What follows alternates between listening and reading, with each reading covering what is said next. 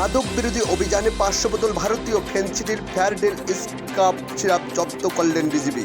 আসসালামু আলাইকুম, আমি হাবিবুর রহমান। শুরু করছি ZH টেলিভিশনের নিয়মিত সংবাদ।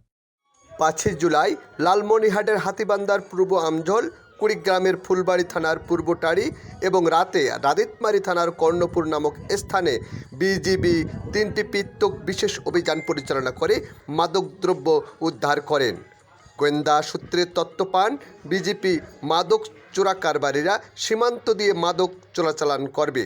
উক্ত তথ্যের ভিত্তিতে সীমান্তে অভিযান পরিচালনার সময় বিজেপির টহল দলের সদস্যরা কতিপয় সন্দেহজনক ব্যক্তিদের সীমান্ত দিয়ে আসতে দেখে তাদের ধাওয়া করলে চোরা কারবারিরা তাদের হাতে থাকা মালামাল ফেলে দৌড়ে সীমান্ত অতিক্রম করে ভারতের অভ্যন্তরে চলে যায়।